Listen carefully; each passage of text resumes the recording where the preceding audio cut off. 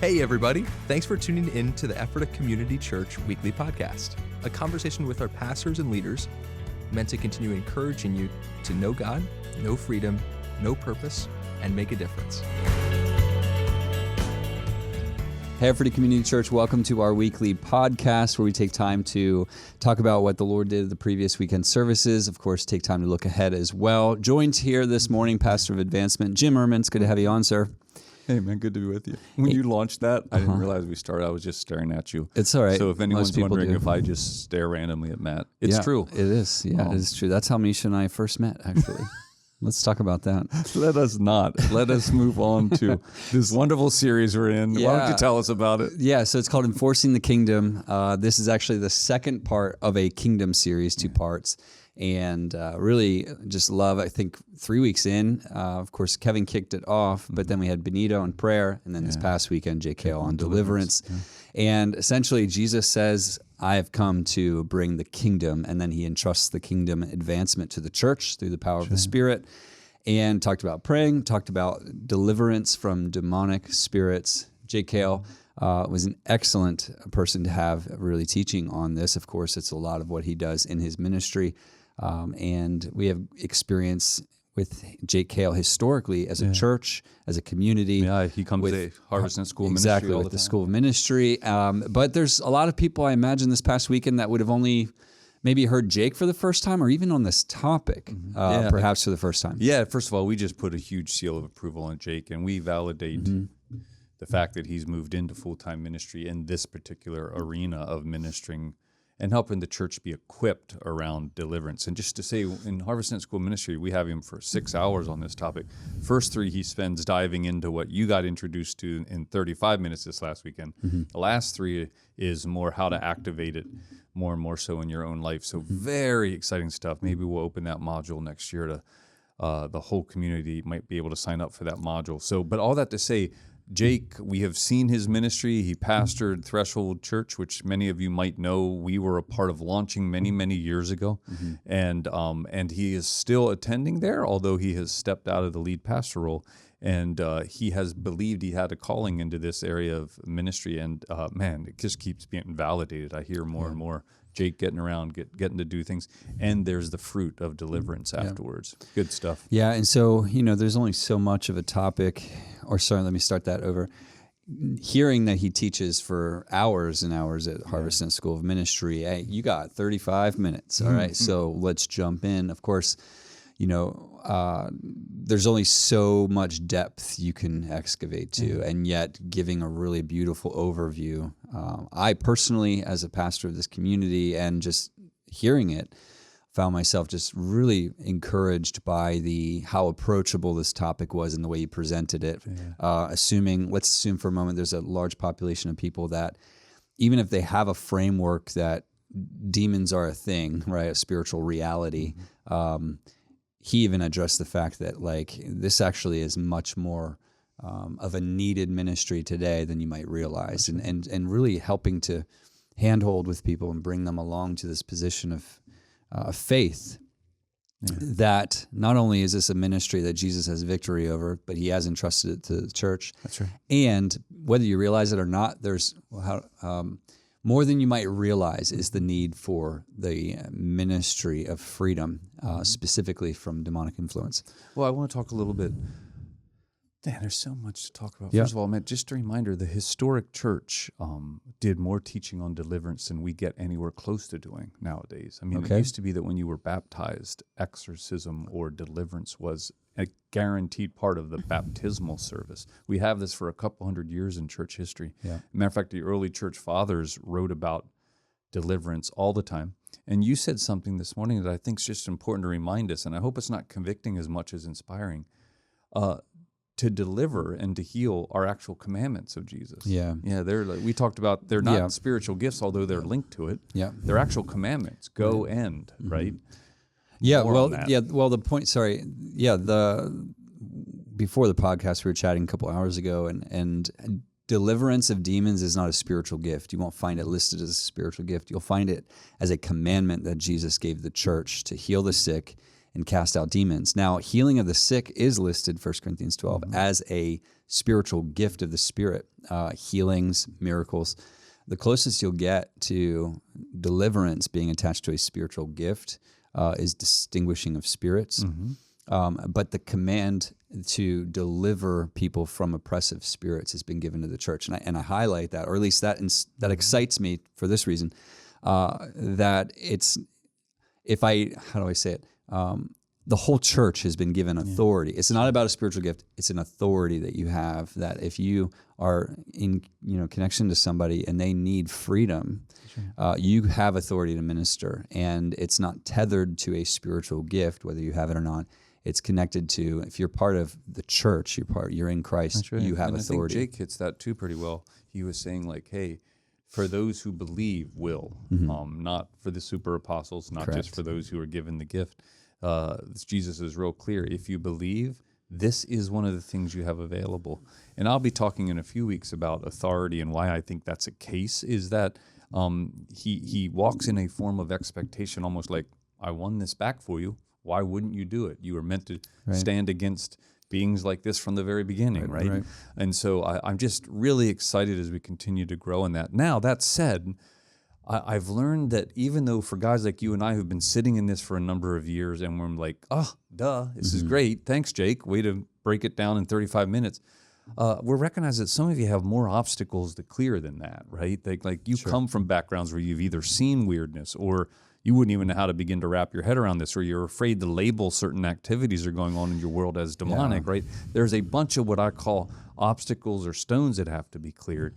And I thought Jake just did a great thing with his 5 things where he's like, first of all, it's not as rare as you think, but don't be freaked out by that. Right. Nor is it as, are you labeled as evil or somehow, what did Kevin say at the very end? Raise your hand, or Jake was like, hey, raise your hand if this is you. And Kevin got up and said, hey, by the way, if you feel like the Lord's doing something, but you were hesitant to raise your hand out of some degree of shame or embarrassment, there's nothing to be embarrassed about with this. Like, we are all in need of greater degrees of freedom, and that will be the reality for all of us for the rest of our lives. We are all experiencing a level of, dare I say, targeting. I love that Jake entitles it Deliverance from Demonic Influence. We get away from possession or oppression, and we're simply saying this: there is a race of beings that are out to feed their own egos by getting you separated from the creator of everything, and they will go to great ends. I mean, so much so that there's one guy, at least biblically, that 1,000 demons. There's enough of them around to bring things into our lives. But I love how we just reminded this again. Let us not be freaked out about it. Actually, be aware. And so I remember yesterday throughout the day, I just paused a little bit extra when I saw something headed a direction it shouldn't be going. And I'm just like, Lord, right now, if there's any demonic influence trying to amplify that situation that's going on, I just want to say in the name of Jesus, no amplification. Now, that doesn't mean that the situation isn't still there, because demons seem to love to amplify open windows or open doors.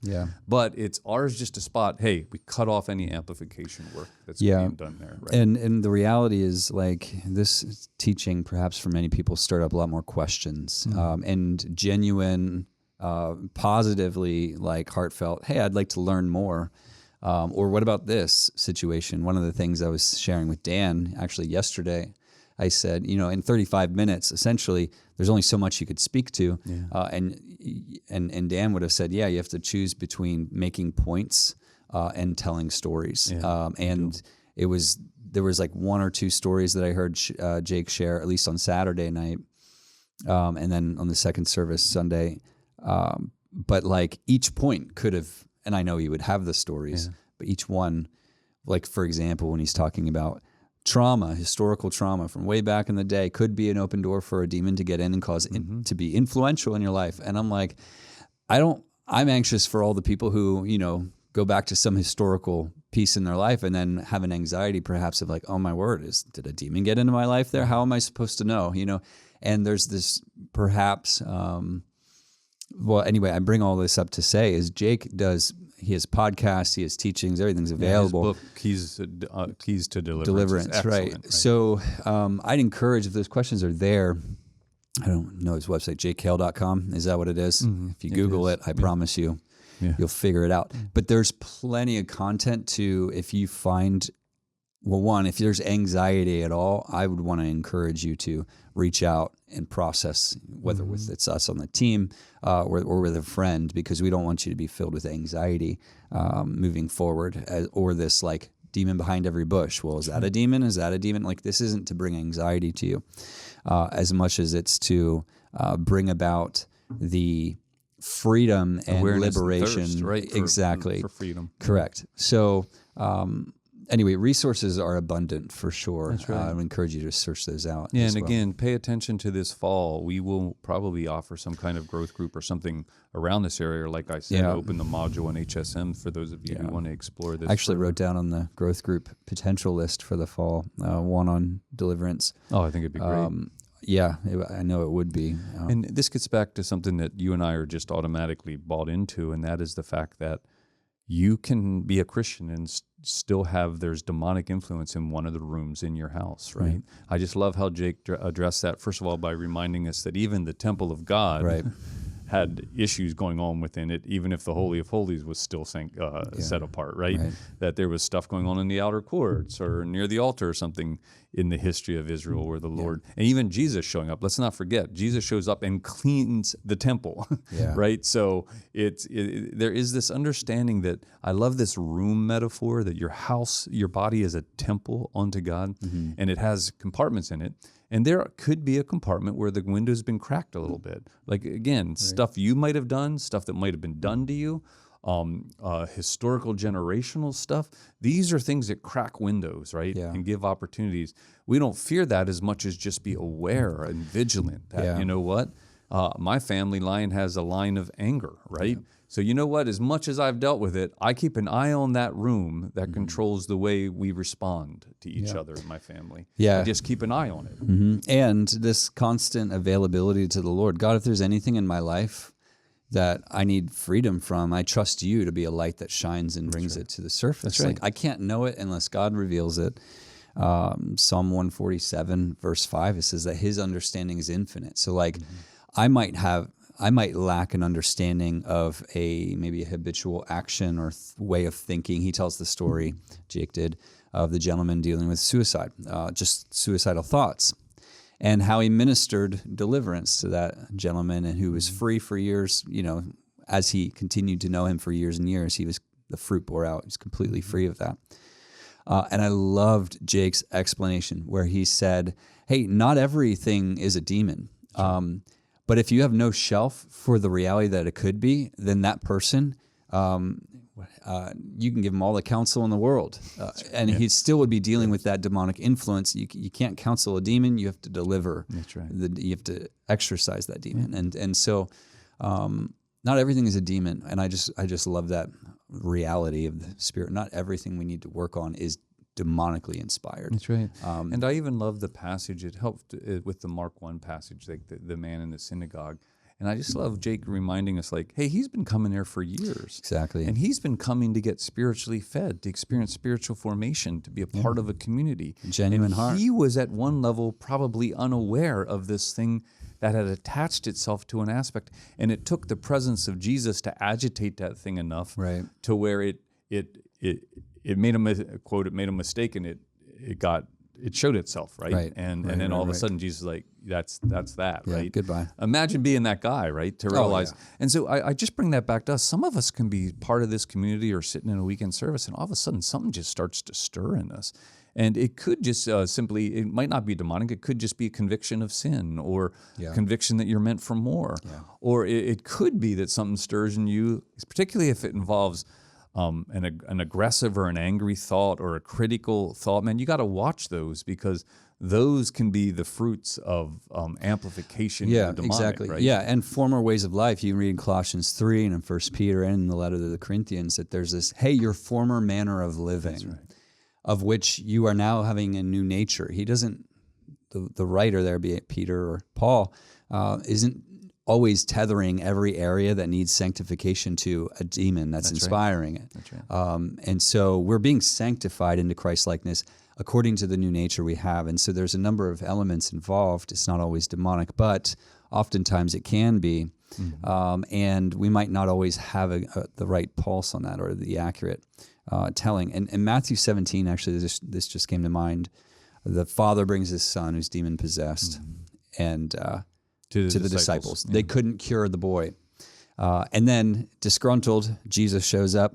The disgruntled father then goes to Jesus and says, I brought him to your disciples and they couldn't cure him. And then Jesus says to the disciples, how long must I bear with you? Bring him to me. Delivers the boy. Mm-hmm.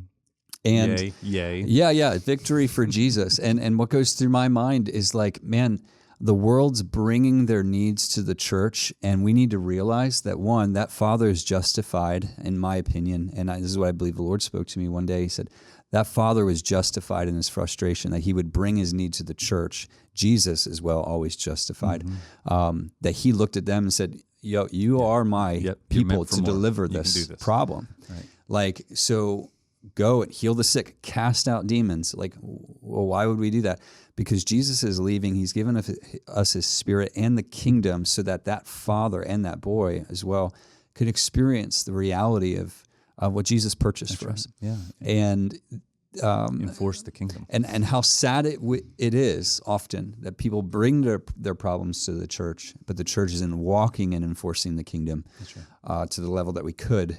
And then they leave the church carrying the same problems. That's right. You have been deputized. We are enforcing. And one of the biggest challenges is us recognizing who we are in that process. Yeah. And I love you chose that passage out of Matthew, because I believe it was a gentle yet kind rebuke of Jesus, like, hey, I've been with you long enough. You might have been able to wrestle through this one, recognizing some are more complex than others. Because one of the other gospel writers in that same instance is like, why couldn't we? They ask. I think it was Luke.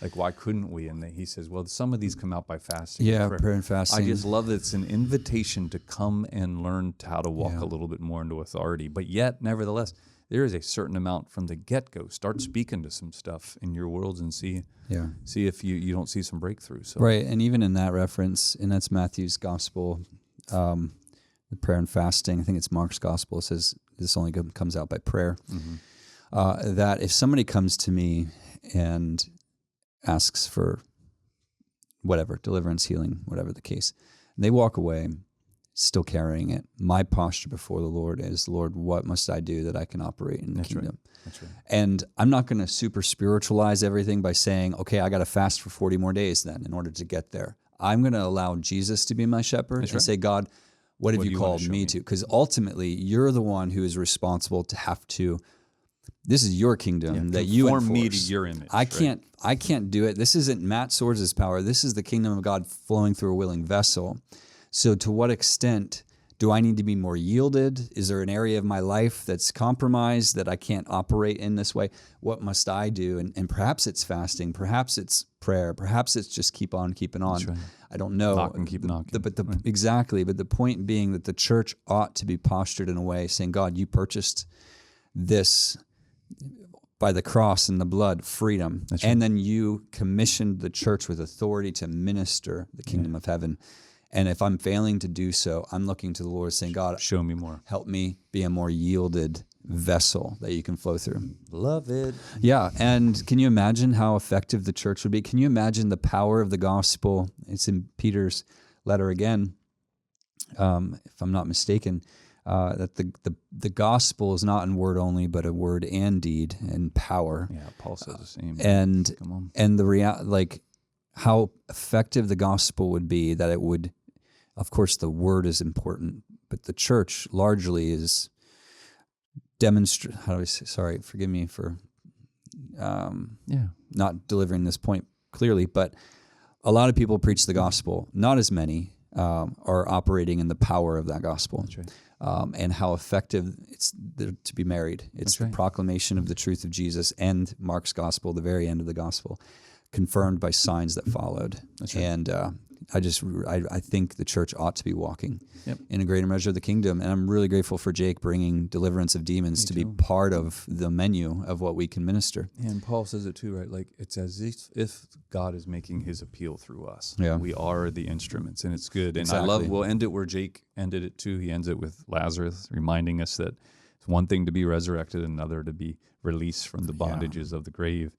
And those are things we care about in this community. We care about salvation, and we care about freedom. And those are things you're going to hear us on more and more. And we're trying to just, one, create a thirst, create an imagination for it, then a thirst for it, then some breakthrough for you all. So we do encourage you, man, if this stuff's stirring some stuff, look for some of the upcoming discipleship offerings in the fall, and we'll make sure that some of that stirring gets fed. Sure. Sound good? Yeah, thanks, Jim, for your time. What's up this coming weekend? We got graduation weekend this weekend. Graduation weekend. Joel Baumberger. Yeah. Bring it. Nice. Joel's one of our resource evangelists that we support his ministry because he carries such a unique one. He grew up in this area, so he understands us and the world, and he brings always solid stuff. So looking forward to hearing from you, Joel. Yeah. Awesome. Thanks so much for being here on our podcast today. Look forward to being with you this weekend and on our podcast next week. And until then, God bless. Take care. Hey, thanks again for joining us today. We hope that you've been encouraged by listening. You can listen to previous episodes, find additional resources, and of course, learn more about us at EphphatahCommunityChurch.com.